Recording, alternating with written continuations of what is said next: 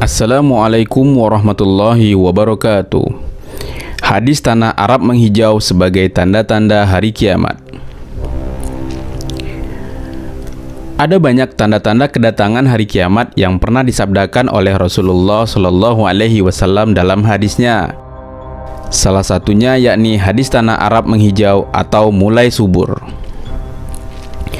Hadis tersebut menjelaskan suasana negeri Arab yang pada mulanya gersang menjadi sebuah negeri hijau yang subur. Tumbuh-tumbuhan ada di mana-mana dan buah-buahan melimpah ruah. Berikut bunyi hadisnya yang artinya, hari kiamat tidak berlaku sehingga tanah Arab menjadi subur makmur, kembali dengan padang-padang rumput dan sungai-sungai. Hadis riwayat Muslim.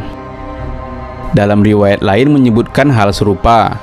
Hadis tersebut bersumber dari Abu Hurairah radhiyallahu an, yang kemudian secara turun-temurun diceritakan kepada ayahnya Suhail hingga Qutaibah bin Sa'id.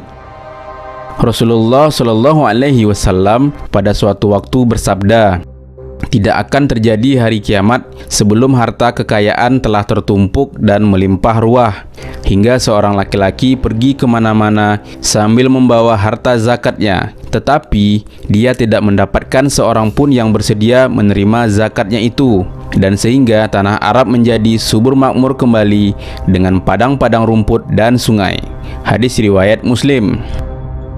Melansir buku Fikih Akhir Zaman karangan Dr. Kiai Haji Rahmat Morado Sugiarto LCMA Al-Hafiz, negeri-negeri Arab atau kota-kotanya sejak dulu dikenal dengan tanah kering dan tandus, seperti kota Mekah yang disebutkan Nabi Ibrahim alaihissalam dalam doanya yang terabadikan pada surah Ibrahim ayat 37 yang artinya, ya Tuhan kami, sesungguhnya aku telah menempatkan sebagian keturunanku di lembah yang tidak ada tanamannya dan berada di sisi rumahmu Baitullah yang dihormati. Ya Tuhan kami, demikian itu kami lakukan agar mereka melaksanakan sholat. Maka jadikanlah hati sebagian manusia cenderung kepada mereka dan anugerahilah mereka rezeki dari buah-buahan, mudah-mudahan mereka bersyukur. Namun keadaan tersebut berubah saat mendekati hari kiamat. Negeri yang dikenal 70% wilayahnya terdiri dari padang pasir gersang dan tandus akan menjadi hijau dan sungai-sungai mulai bermunculan.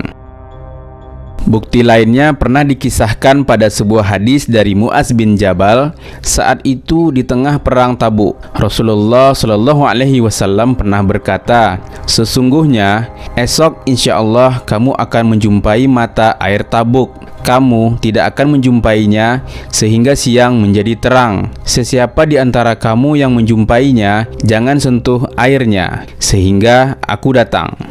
Setelahnya, Mu'az bin Jabal pun menemukan mata air tersebut. Namun, ia dan kerabatnya sudah didahului oleh dua orang lelaki. Mata air tersebut seperti tali kasut dan mengalirkan sedikit air.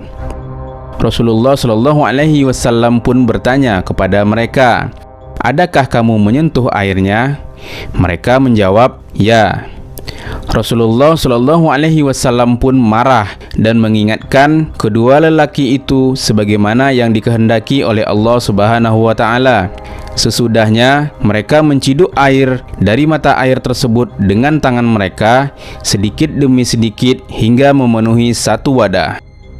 Rasulullah Shallallahu Alaihi Wasallam pun mencuci kedua tangan dan wajahnya di wadah itu, lalu menuangkannya lagi ke mata air tersebut. Kemudian atas izin Allah Subhanahu wa Ta'ala, Rasulullah Shallallahu Alaihi Wasallam, air dari mata air tersebut mengalirkan air yang deras dari mata air tersebut sehingga banyak orang yang dapat mengambilnya.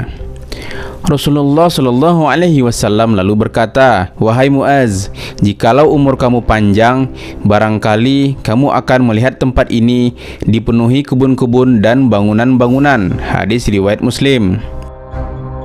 Sejumlah ilmuwan yang dikutip dalam buku Kiamat Sudah Dekat karangan Dr. Muhammad Al-Araifi sudah menunjukkan bukti bahwa perambatan sungai es sekarang bergerak ke arah Jazirah Arab dengan membawa salju, turun dan hujan. Keduanya biasanya menjadi faktor tumbuhnya tanaman dan kemakmuran. Wallahu a'lam bishawab.